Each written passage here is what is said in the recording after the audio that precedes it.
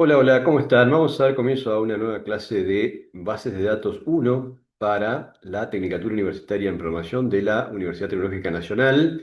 En este momento estamos ingresando ya un poquito más profundo en la capa de la integridad de datos de una base de datos del modelo relacional. Recuerden que en este cuatrimestre, en Base de Datos uno abordamos lo que se llaman las bases de datos relacionales, es decir, aquellas bases de datos más rígidas, más estructuradas, ¿no? Y que tienen como objetivo la consistencia, la integridad de los datos, se usan para lo que es gestión generalmente, ¿no? El próximo cuatrimestre, el año próximo, ya vamos a ver en base de datos 2 otro tipo de bases de datos que no son un reemplazo, sino que son un complemento, ¿no? Que surgieron con todo el advenimiento de las redes sociales, donde el volumen fue lo que privó, ¿no? Entonces ahí teníamos que dejar de lado un poco la integridad de datos y dar prioridad al volumen y a la desestructuración de los datos, es decir, que sean un poco más desordenados, cosa que por supuesto esa idea no cabe para nada en el modelo relacional. Así que hoy vamos a avanzar un poco más en toda esta cuestión. Ya habíamos visto eh, toda la instalación de la herramienta para manejar la base de datos MySQL con SAMP, que lo manejamos directamente en nuestra propia máquina, con un servidor Apache y por supuesto un servidor de base de datos MySQL. MySQL, como sabemos, es una marca de Oracle, una gran empresa de bases de datos de hace ya muchas décadas, que por supuesto brinda servicios en lo a largo y a lo ancho del mundo y que, bueno, da también soporte a las principales empresas. MySQL es uno de los motores de base de datos más utilizados en el entorno web. Cualquier hosting o server que se contrate tiene por defecto instalado ya el servicio, ¿no? MySQL o MariaDB, que es más o menos lo mismo. Yo diría que son idénticas, pero bueno, tienen pequeñeces ya muy a nivel finito y profundo, ¿no? Pero en realidad estructuralmente es lo mismo. Así que ambas estructuras generalmente son versiones de acceso gratuito. ¿Por qué? Porque, bueno, tienen un soporte limitado. No obstante, el soporte limitado es tan grande que puede trabajarse sin ningún tipo de problema con millones y millones de registros con la versión gratis que viene con el server, ¿no? No así ya las versiones de pago, que por supuesto ya cuando se trabaja a otro nivel, con otra cantidad de registros diarios, ¿no es cierto?, mensuales, anuales, los cuales se necesitan otro tipo de estructuras, ¿no? Que por supuesto son servicios de pago que también brindan estas mismas empresas. En la clase de hoy, ¿qué vamos a ver? Vamos a hacer una introducción al modelo relacional, vamos a conocer cómo son, cómo se manejan y cómo interactúan sus componentes dentro de su estructura. Vamos a hablar de las claves y las relaciones. ¿Qué es esto de la clave y la relación en el mundo de las bases de datos? Vamos a hablar de reglas de integridad y, por supuesto, vamos a ver un poquito de aplicación práctica, como les adelantara, ya vinculado al programa que estamos desarrollando, al sistema de gestión que estamos desarrollando en programación 2. Estamos haciendo en .NET, en C Sharp, y lo vamos a conectar a una base de datos MySQL. Es decir, que ustedes directamente van a poder probar todo el ecosistema en su máquina, y como si fuera ya un sistema completo funcionando. ¿Qué es esto del modelo relacional? Que venimos hablando desde el primer día, ¿no? Venimos hablando de que vamos a ver las bases de datos relacionales, del modelo relacional. Bueno, ahora vamos a meternos un poquito más en profundidad acerca del tema, vamos a alumbrar algunos conceptos nuevos, vamos a agregar datos para que nuestro cerebro, nuestro nivel de comprensión y aprendizaje vaya armando de manera vinculada, ¿no?, cada uno de sus conceptos y por supuesto vaya completando esas piezas del rompecabezas que todavía están faltando o que se ve un poco difuso, y a medida que incorporamos conceptos vamos a ir ampliando, ¿no? Ampliando esa claridad que se va a ir manifestando a medida que nosotros comprendemos mejor el sistema de las bases de datos. Históricamente, esto surge gracias a Edgar Code, un trabajador, un ingeniero trabajador de IBM en esa época, años 70, que se pone a pensar un poco en cómo mejorar el sistema de base de datos de su época que era, bueno, basado en algo muy rústico, que por supuesto generaba mucho inconveniente para trabajar, para mantenerlo, y por supuesto no era lo adecuado para el crecimiento que venía teniendo el flujo de datos. No olvidemos que todo esto en la tecnología siempre ha sido un avance, prueba error y por supuesto una constante adaptación. Y hoy mismo lo vivimos, ¿no? Hoy mismo lo estamos viviendo en todos los sistemas que manejamos, que producimos, que mantenemos y que por supuesto actualizamos. Estamos viendo constantemente cuál o tal herramienta puede ser bienvenida o qué tecnología nueva o qué modificación de cierta tecnología o qué actualización de determinada tecnología puede ser bienvenida para mejorar un sistema actual, ¿verdad? Ni hablar de la ayuda de la IA, que por supuesto está atravesando absolutamente todo. Entonces, esto no ha cambiado y esa época era lo mismo, solo que con las tecnologías de la época, ¿verdad?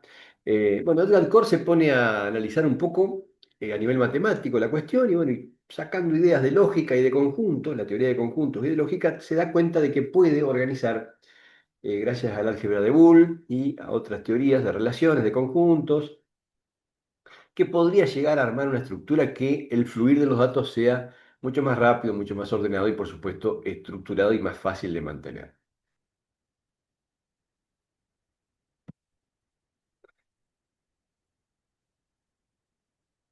Los componentes centrales son tres: la tabla, la fila o registro, que también se le llama tupla, y la columna, ¿no? Son los atributos. Recuerden que estábamos haciendo también un paralelo con las clases de programación 2 que estábamos viendo en programación orientada a objetos, donde por ahí, bueno, hay una especie de paralelo, si se quiere, ¿no? Con esta cuestión.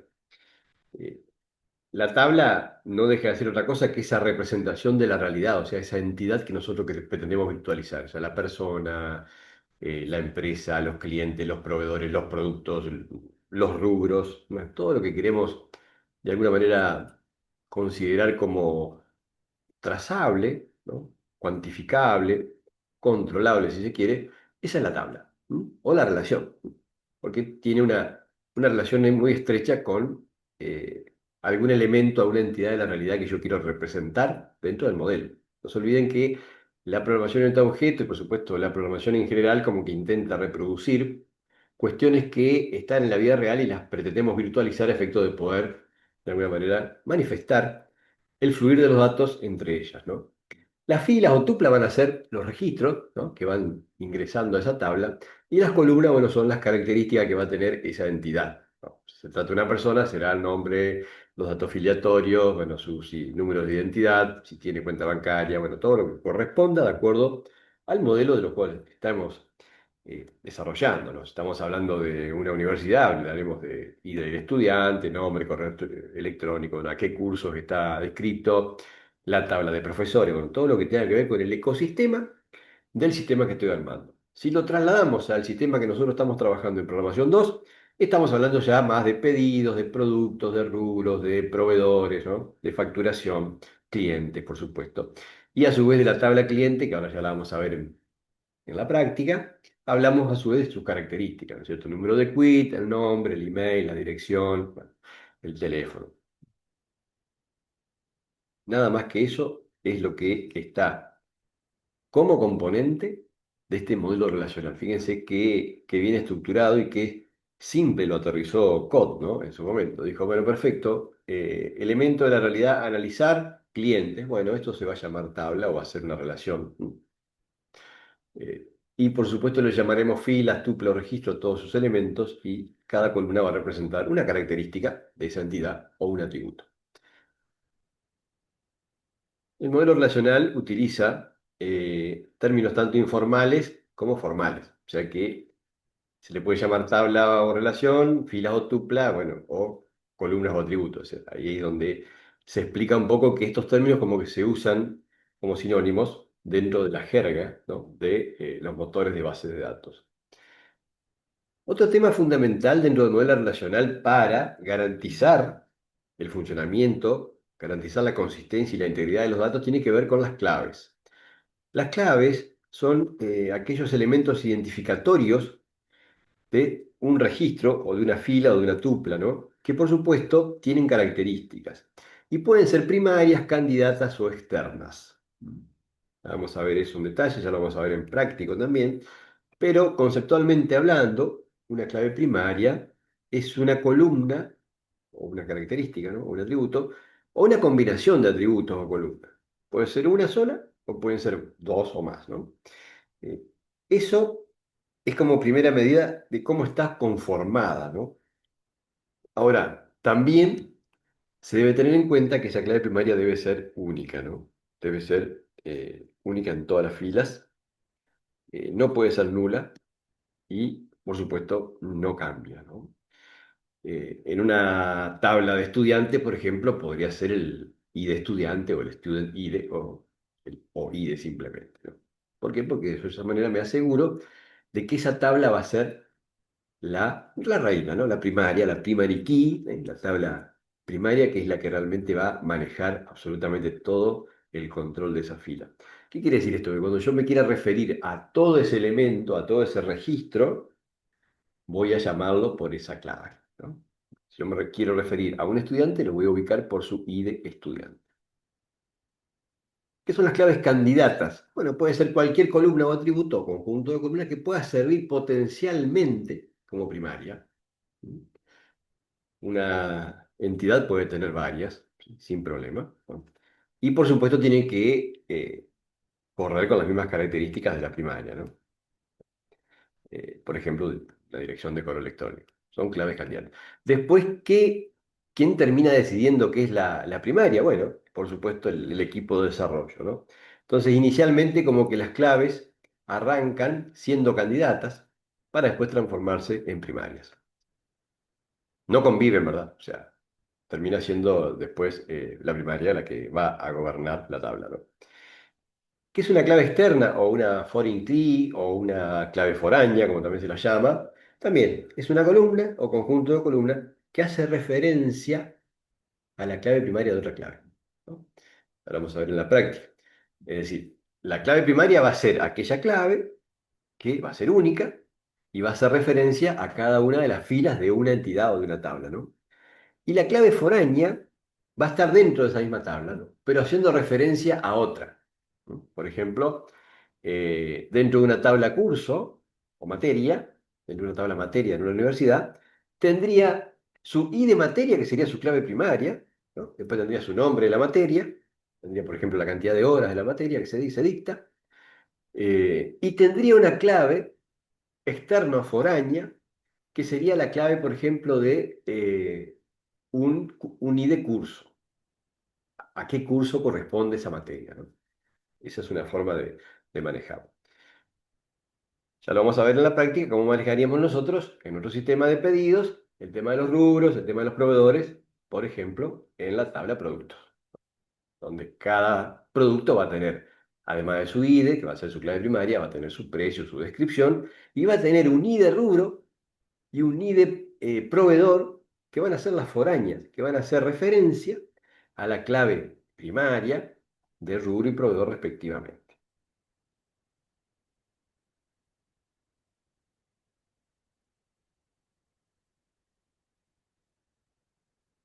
Y también se dan relaciones entre las tablas, ¿verdad? ¿Por qué? Bueno, precisamente por eso, porque así como en el mundo real un estudiante puede estar cursando varias materias, bueno, esa relación del estudiante con muchas materias es real, ¿no? Es un estudiante que se relaciona con muchas materias. Bueno, aquí es lo mismo. Las tablas, entidades que representan la realidad, van a tener ese mismo tipo de relación. Y las tres formas de relacionarse entre las entidades son uno a uno a muchos y muchos a muchos. Uno a uno es cuando cada fila se va a relacionar exactamente a otra fila de la tabla, ¿no? Solamente es así, no hay otro tipo de relación, ¿no? Uno a muchos, bueno, el ejemplo del estudiante que le decía, un estudiante puede cursar varias materias. Muchos a muchos es cuando también muchos elementos de una tabla van a participar de muchos otros elementos de otra tabla. Vamos a ir conociendo ejemplos prácticos para aterrizar este tema exactamente. Aquí tenemos unos pequeños ejemplitos considerando una tabla de estudiantes que tiene, fíjense, ID de estudiante es la PK o primary key. Esto PK significa primary key, o sea que es la clave primaria. Son vocabularios y jerga de programación en el mundo de la base de datos, ¿no? Nombre, bueno, obviamente es el nombre de la persona, el estudiante. Y acá tiene una foránea, que por eso que se la llama foreign key, ¿eh? que es la abreviatura de clave foránea en inglés, obviamente, y que es el ID de especialidad. Y al lado tenemos la tabla de especialidades, ¿no? Que va a tener su ID de especialidad, como su primary key, su nombre y el departamento. Fíjense que acá podría haber un ID de departamento como Foraña, pero no está hecho así de esa manera. Ya vamos a explicar por qué. Eso viene más adelante en otras unidades. Esto no está mal, pero se puede hacer de otra forma también, ¿no? O sea, la tabla departamento podría estar acá reemplazando esta columna con su ID. También puede funcionar de esta forma cuando no hay demasiados cambios, no hay demasiada variedad dentro del esquema de la tabla, entonces se puede hacer también. Funciona, quiero decir, ¿no? Después, por supuesto, va a ser siempre discutible el diseño y el nivel que se le quiera dar de cada uno de cómo manejar internamente esas relaciones.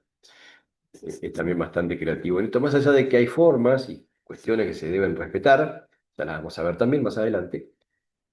Para este ejemplo sirve el tema de ver la relación entre las claves, ¿no? Y cómo es que se maneja este tipo de cosas.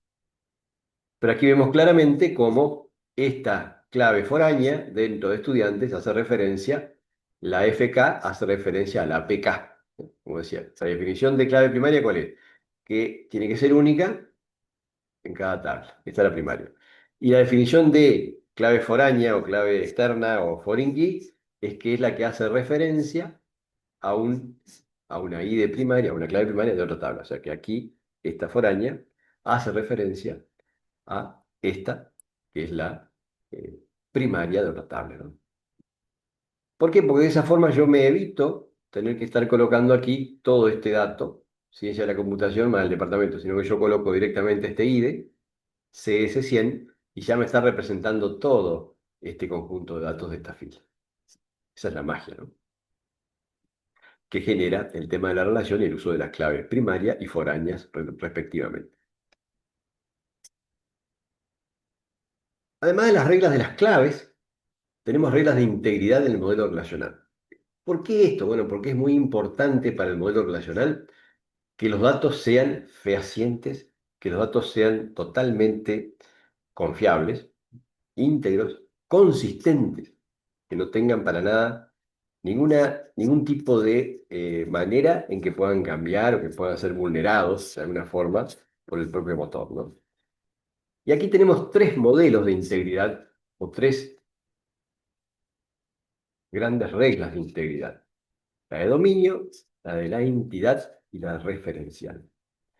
La integridad de dominio va a garantizar que todos los valores de una columna, todos los valores de un atributo, ¿no?, se ajusten al tipo de datos. Vieron que cuando hicimos la pruebita de la base de datos teníamos para elegir los tipos de datos que queríamos agregarle a cada una de las columnas. Bueno, esto es una enorme ayuda. ¿Por qué? Porque a mí me garantiza de que si yo necesito un ID de estudiante, bueno, que sea un entero, el que el motor de la base de datos esté esperando. Entonces ya estoy juntando del lado del motor de la base de datos una buena cantidad de reglas que me ayudan a programar de manera segura, ¿no? Entonces, por ahí todo lo que pueda venir del lado del cliente, por X motivo, por error de la aplicación o porque, bueno, porque hubo un corte de internet, lo que sea, y llegó un dato truncado y es mal interpretado y bueno, no va a ser recibido por la base de datos directamente, ¿no? Porque la base de datos espera exactamente un número entero entre 1 y 1.000 millones, por ejemplo.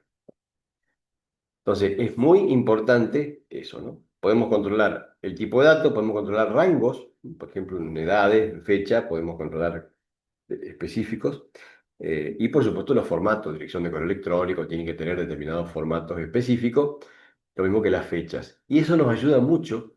¿Por qué? Porque me garantiza a mí que el dominio del problema que estoy organizando ya tiene en la base de datos su regla, y por ende la base de datos va a ser inamovible, no va a tener opción de recibir datos que no sean específicamente de ese tipo de datos. En cuanto a la integridad referida a la entidad misma, ¿no?, se debe garantizar que una tabla se identifique de forma única en toda su fila, es decir, todas las tablas tienen que tener sus filas identificadas específicamente de forma única.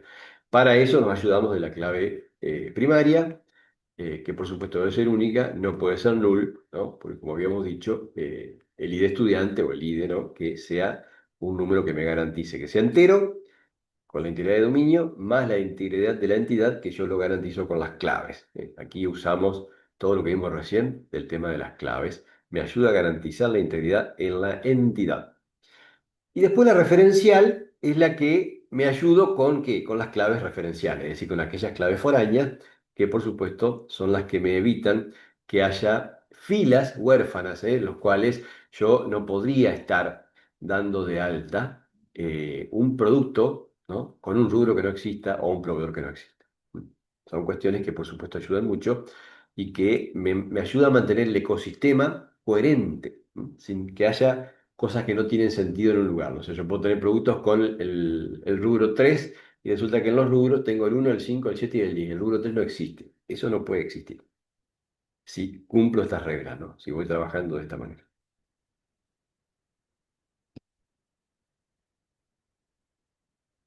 Un pequeño ejemplo, aterrizaje de lo que podría ser integridad de dominio en la práctica. Si lo implementamos, por ejemplo, restringimos que tipos de datos pueden ser entero, varchar o date, ¿no? Esto ya lo hemos visto, son los tipos de datos que ofrece el motor de la base de datos. Esto a veces pueden cambiar muy sutilmente entre los distintos motores. Recordemos que ahora estamos nosotros orientados a MySQL, pero puede haber algún pequeño cambio si hablamos de SQL Server, si hablamos de Postgre, si hablamos de Oracle, por ejemplo, en otras presentaciones de los motores de base de datos. No obstante, no es demasiada diferencia y después cuando uno se acostumbra y conoce, ya sabe, ¿no? Que el Postgre, el IN para Postgre, el serial, y bueno, y así hay como pequeñas variaciones que por supuesto tampoco son demasiadas, o sea que se pueden recordar fácilmente, ¿no? Las restricciones, que yo puedo decirle que en ese campo de esa clave, por de ese atributo, no puede haber un null, o sea, tiene que haber un dato sí o sí. Usando check puedo verificar de que los valores tengan un rango, lo dijimos, ¿no? Entre tanto y tanto. Bueno, esto que estoy mencionando son todos ejemplos de uso dentro del motor de base de datos que por supuesto pertenecen a las reglas del lenguaje SQL, ¿no? Los valores podemos detallar de que sean por default, qué valores quiero, y puedo hacer o agregar las restricciones para que esa columna sea única. Por ejemplo, correo electrónico. Yo me quiero garantizar de que no existan duplicaciones de correo electrónico. Y en el caso que exista, que la base de datos entregue algún tipo de mensaje a la aplicación y que la aplicación pueda brindarla de manera amigable al usuario para que se entere de que el archivo o el producto o lo que sea que se esté manejando, el elemento que se esté manejando en la persistencia de la base de datos que se pretende persistir, no ha podido realizarse por violar una regla de restricción, lo cual dice que no puede haber dos emails iguales dentro de la lista de clientes, ¿no? Imagínense la importancia, ¿no? Todas estas cuestiones las podemos ir también verificando del lado de la base de datos, lo cual ayuda mucho, insisto, porque si uno quiere o pretende hacer todo del lado del código, sin duda que tampoco es tan simple. Y después, cuando se pueden generar, por ejemplo, migraciones o comunicaciones entre servers o entre aplicaciones y a su vez, bueno, trabajar con intercambio de datos entre bases de datos, al recibir datos y después impactarlo en la base de datos, sin duda que tengo que tener restricciones del lado de la base para tener una tranquilidad. Y que el usuario no genere por error algún tipo de desastre, ya sea eliminando o generando un cambio que por supuesto me corrompa esa estabilidad o esa consistencia que necesito dentro de la integridad de la base de datos. La integridad referencial, fíjense qué importante, que hay otro elemento de ventaja que me ofrece, y es que de esta forma yo puedo lograr de que no me generen cambios y que esos cambios, si se generan, o sea, si hay un usuario que está eliminando un producto, por ejemplo, yo puedo programar del lado de la base de datos de que en todos los otros las otras entidades, el cual esté involucrado ese producto. Imaginemos que un sistema comienza a funcionar y tiene un tiempo de trabajo, ¿no? Tiene meses, tiene años, y pueden haber productos que se usaron hace un año y hace un año que no se usan, y un usuario, por una cuestión de pretender poner orden o lo que sea, lo borra.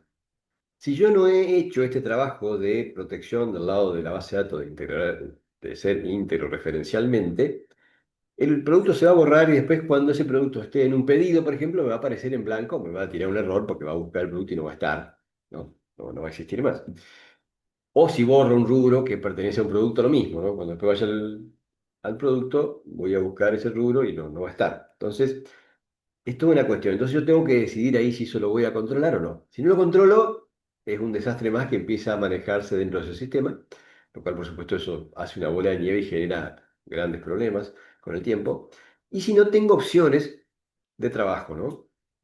Como se llaman cascade, el restrict o no action, el pasarlo a nulo o que se haga algo por default, o que suceda tal cosa en determinados escenarios. Todo esto se genera como una especie de programación del lado de la tabla y de esa forma los cambios puedo lograr que se propaguen automáticamente en las tablas secundarias. Es decir, si yo borro un producto, entonces la tabla de pedidos, ¿no? La tabla de los reportes, me tiene que decir ahí algo que yo le he establecido. O pasarlo a nulo o no permitirlo directamente, o sea, evitarlo con el restrict.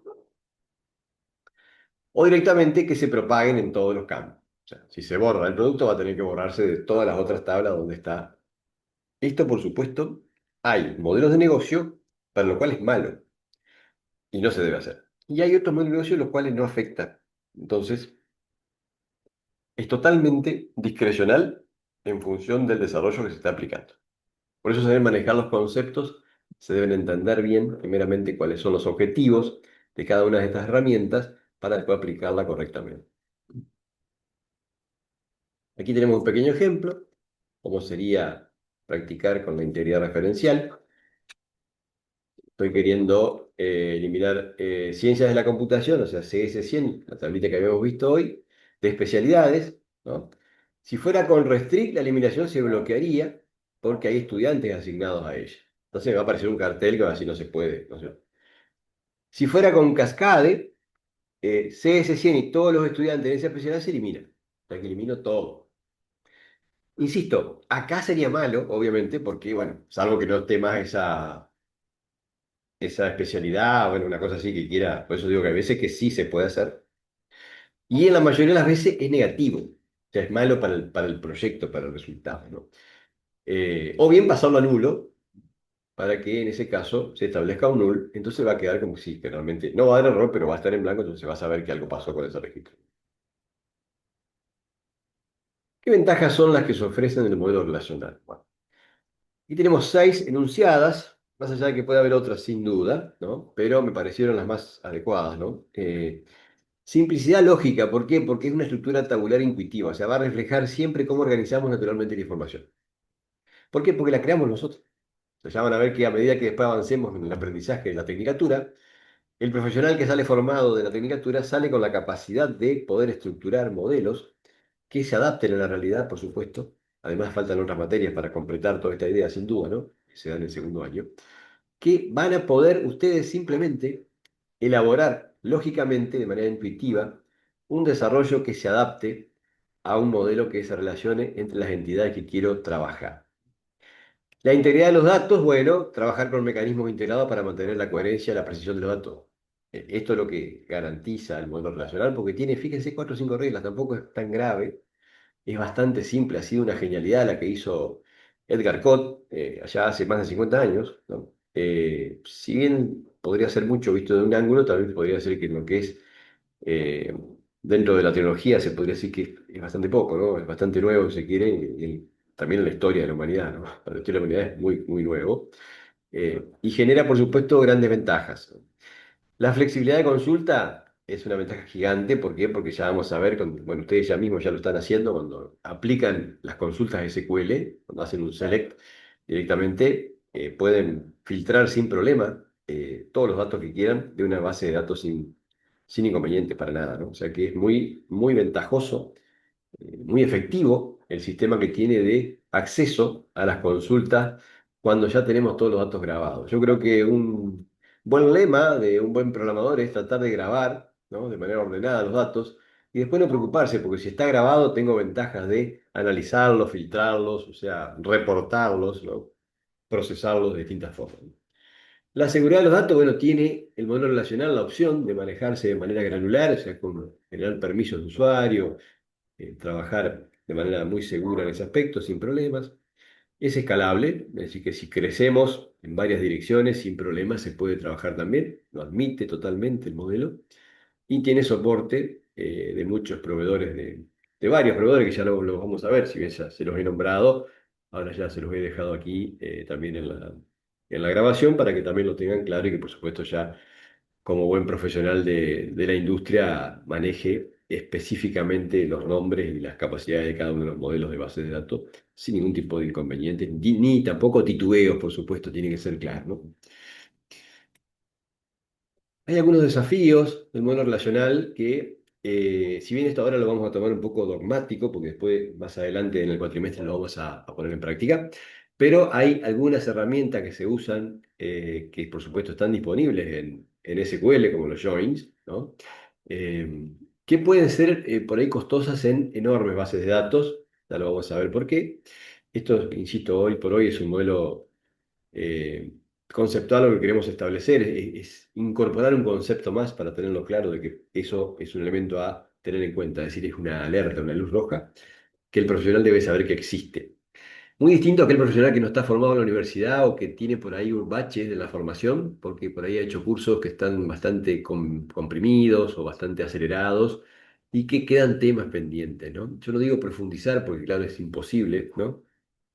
Profundizar absolutamente todo, pero sí es bueno que el profesional sepa que hay luces rojas por ahí y que, bueno, en base de datos hay varias luces rojas, las cuales sin duda hay que tenerlas muy presentes. Y de hecho se nota mucho, ¿no? El profesional que ha sido formado de forma equilibrada y que tiene esas luces rojas de las cuales sabe que tiene que instruirse, tiene que profundizar. Y hoy hay grandes ventajas. Hoy tengo una duda, le pregunto a la guía y puedo profundizar todo lo que quiera, puedo comparar, puedo, bueno, hacer una gran cantidad de cosas, puedo investigar. Puedo estar seguro de muchas cosas hoy, ¿no? Sin necesidad incluso de invertir enorme cantidad de tiempo en grandes lecturas, porque hoy puedo preguntar puntualmente y la guía me hace el resumen, ¿no? O sea que realmente hay una gran ventaja que creo que hay que aprovecharla totalmente, ¿no? Porque eso genera mucha más velocidad. Y por supuesto, la, la diferencia que le planteaba hoy de los modelos antiguos, los jerárquicos de red que teníamos, que bueno, que después gracias a COT se fueron evolucionando y bueno, y ahora ya hace ya prácticamente más de una década que los no SQL o los New SQL han proliferado, que son aquellos otros sistemas de base de datos complementarios que vienen a dar respuesta a todo ese volumen gigantesco de datos que viene principalmente de las redes sociales. Fíjense qué aplicaciones tenemos del mundo real en lo que es el modelo relacional. Bueno, los bancarios de cabeza, ¿no? Institucionales, educativos y por supuesto todo el comercio, médico, bueno, prácticamente todo lo que es organización de datos, de gestión, todo. O sea, es algo que se usa a lo largo y a lo ancho, ¿no? Monstruoso cómo pegó este modelo y por supuesto llegó para quedarse. ¿Se puede agregar al lado un modelo no SQL? Pero totalmente de acuerdo, sí se puede. ¿Se puede reemplazar? No sería lo ideal. ¿Por qué? Porque tienen objetivos distintos. O sea, el objetivo del relacional es la integridad, la precisión total, ¿verdad? La consistencia, ¿no? El objetivo de las no SQL es el volumen y la velocidad. Entonces, se cambia, ¿no? Se cambia bastante la lupa y por supuesto ya en un sistema bancario no va a querer estar entregando dudas en cuanto a su consistencia, su confianza, la precisión por ser más veloz o ser más voluminoso, ¿no? Prefiere ser un poquito más lento y bueno, que tenga más estructurado y estar tranquilo dentro de su modelo relacional que le garantiza que los datos son fehacientes. Y aquí tenemos cuatro ejemplitos que si bien, insisto, ya lo hemos charlado, MySQL, como les comentaba, ¿no? Está sin duda, fíjense, está WordPress, Facebook, Twitter, bueno, todos trabajando con este modelo porque, insisto, como les he dicho varias veces, la web mundial, un 80% está hecha con WordPress, con PHP y con MySQL. Eh, Postgre, bueno, otro sistema también al lado, ¿no? Que se usa para investigaciones, se usa en ámbitos académicos, no es tan popular, ¿no? Si se quiere, como lo es masivo MySQL. Oracle Database, bueno, sí, totalmente popular, totalmente disponible y escalable para otros ya niveles mucho más amplios. El paso de MySQL es a Oracle, sin duda. Y si no, si estás dentro del lado de las licencias de Windows, bueno, por supuesto vas a ir a Microsoft SQL Server, que por supuesto viene con todo el paquete. O sea que ya son como mundos bastante directos, de si estás en uno o en el otro, ¿no? Todo lo que es Linux o todo lo que es sistemas de código abierto, bueno, ahí para el lado de MySQL, de Oracle. Y todo lo que es para la cuestión de licencias de Windows van a venir seguramente para el lado de SQL Server porque ya viene con todo el paquete, ¿no? Sería bastante raro que tenga un Windows como SQL. O sea, podría ser, pero bueno, sería raro, ¿no? Eh, Realmente va a Linux y va a MySQL, ¿no?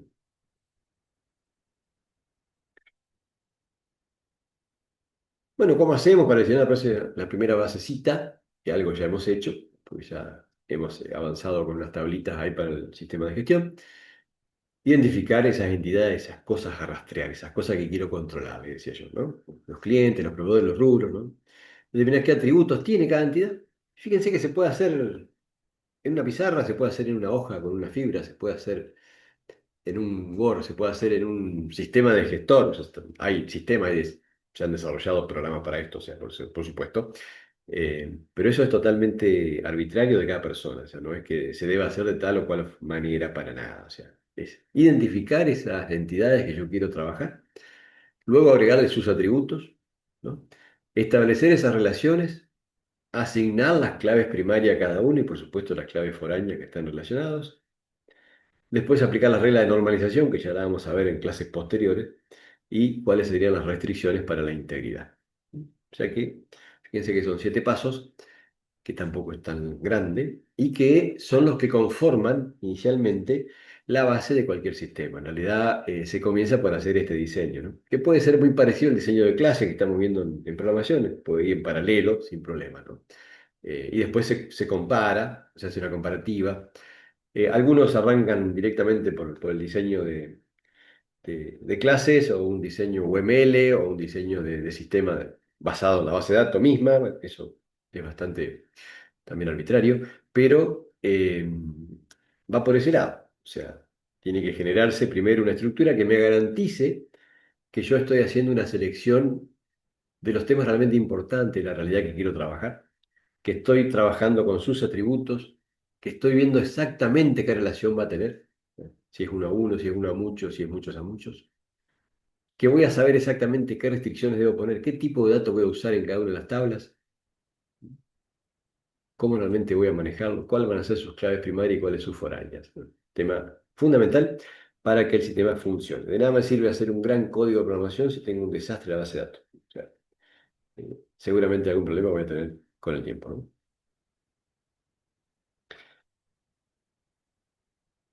Bueno, esta actividad práctica es la que vamos a hacer ahora. Vamos a ir al modelito de SAMP. Vamos a continuar con nuestro sistemita de gestión. Y vamos a hacer como conclusión clave, el modelo relacional organiza los datos en tablas, relaciones, con filas tuplas, columnas o atributos, ¿no? Proporcionando esa forma lógica e intuitiva de representar los datos. O sea, esto es lo que conceptualmente nosotros debemos tener bien clarito para poder después aplicarlo en la vida real. O sea, cómo yo genero o aterrizo a este modelito lo que sucede en la vida real para meterlo dentro de un sistema, ¿no? Por eso hablamos de clientes, proveedores, rubros, pedidos, ¿no?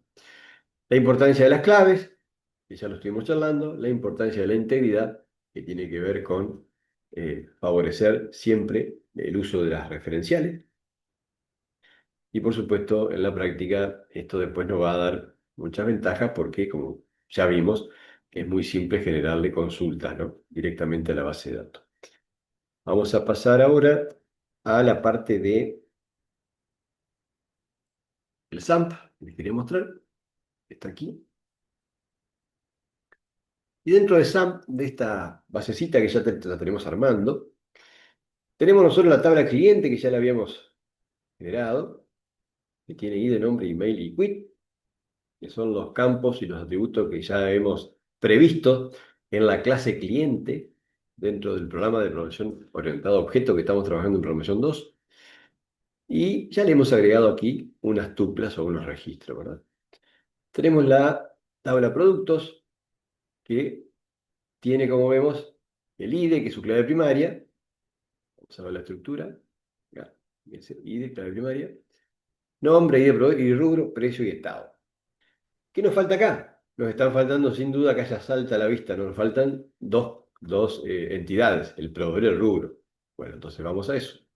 Vamos a generar la entidad proveedor, tabla proveedor. Y va a tener una ide que va a ser de tipo entero, para garantizarme, sea entero. Y va a ser autoincremental, cosa de que esa forma ya me generé la eh, obligatoriedad de que siempre sea distinto, cumpla con el esquema de la clave primaria que tiene que ser única, ¿no? O sea, de esa forma yo me garantizo eso, ya pienso en otra cosa. El nombre del proveedor va a tener que ser un texto, varchar. ¿De qué cantidad de espacio? 70, por ejemplo. No hay problema. ¿Le puedo colocar algo por defecto? No conviene, es decir, es preferible que sea no nulo, por ende, lo puedo marcar aquí si quiero, ¿no? Para que quede que sea no nulo. Perdón, si yo quisiera que sea nulo, pero no lo marco, porque yo pretendo que tenga un valor, ¿verdad? Puedo poner aquí el quit del proveedor,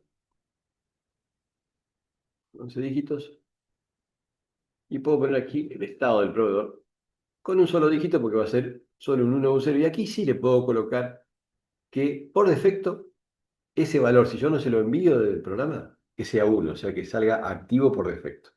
Y aquí le puedo colocar un comentario que diga que 1 es igual a activo, 0 es igual a inactivo. De esa forma, tengo lista mi tabla proveedor. Entonces, el proveedor ya está listo. Fíjense que ya tengo la clave primaria aquí, en la IDE. Nombre es un varchar 70, el quit es un entero de 11, el estado es un entero de uno solo y que por defecto coloca 1. Y acá tengo el comentario aclarativo que dice que 1 es igual a activo y 0 igual a inactivo. Los comentarios son muy valederos porque me ayudan a recordar el criterio que utilicé. Y de paso me ayudo yo mismo a que en todas las tablas vaya generando un criterio que sea constante, consistente, que tenga sentido, que sea coherente con los otros criterios. O sea, no voy cambiando las cosas, ¿no?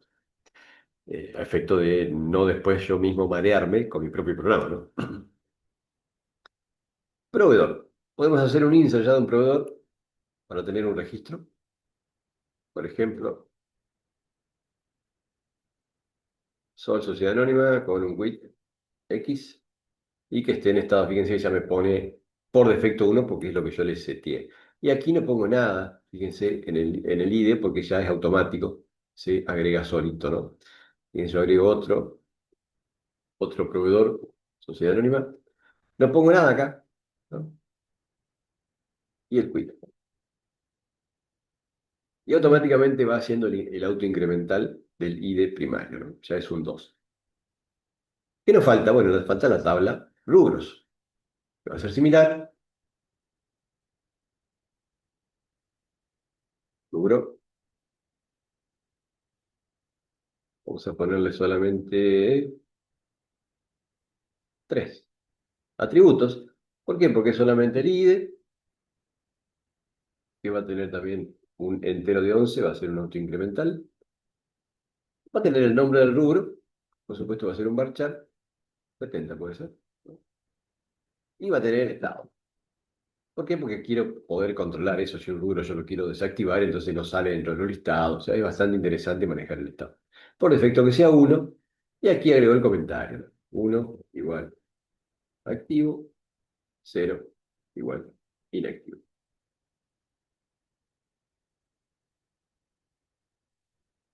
Y ya me quedó, ¿no? A todos los rubros, 1 y de nombre y estado.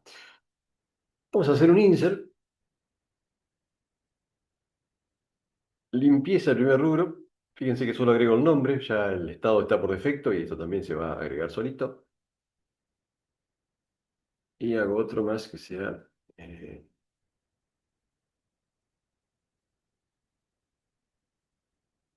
bebidas y acá vamos a poner otro que sea blanco. Puedo agregar dos, ¿no? A la vez. Veamos ahí si tengo tres. Ya. Perfecto. Uno, dos y tres ya están los rubros, todos activos, ¿no? Entonces yo quisiera, por ejemplo, voy a colocar a este que sea cero. Yo aquí le digo, dame todos los rubros, select asterisco, o sea, eso quiere decir que voy a seleccionar todos los elementos de rubro, donde estado sea igual a cero. Entonces voy a ver cuáles están inactivos y me trae solamente uno, ¿no? Que es bebida. Si yo quisiera esta misma query, cambiarlo. Ya le hago la edición directamente rápida de aquí y le pido ahora que me dé todo lo que está en estado uno y me trae los otros dos. Si le digo directamente que donde i de mayor a 0, me trae todos. Perfecto. Bueno, ven la velocidad, la potencia del lenguaje SQL. Imaginen cuando esto tenga mucho registro, funciona exactamente igual, ¿no? Y por supuesto es donde se comienza a ver la ventaja. ¿Qué pasa ahora con productos? Bueno, en productos yo tengo un ID proveedor y por supuesto un ID rubro. Entonces, estas claves son las foráneas, ¿no? Son las foráneas de estas aquí. ¿Por qué? Porque yo estoy usando una foránea, quiere decir que estoy usando un ID primario de otra tabla. Estoy usando estas dos claves que son la clave primaria de proveedor y la de rubro. Y ahí ya me quedó hecho el esquemita de la base de datos para ir trabajando con, del lado ya del programa, para ir insertando los valores, ¿verdad? Entonces yo ahora quiero insertar un producto, tengo que colocarle. El ID no hace falta porque es autoincremental. Nombre del producto, bueno, puedo colocar acá Avon, rosa por 50, por ejemplo, gramos. Y de proveedor, vamos a ponerle que sea el uno. Y de rubro, 2. No, desconozco, no me acuerdo cuál era, pero funciona de esta forma, ¿verdad? Después se selecciona dentro del programa eso. El precio y el estado que es automático. Entonces aquí ya me está quedando esta tupla, o este registro, me está quedando ya con la integridad que corresponde porque estoy usando la referencia aquí, no estoy colocando los nombres de los proveedores ni el rubro, sino que estoy usando la referencia a esto que está grabado aquí mismo, ¿no?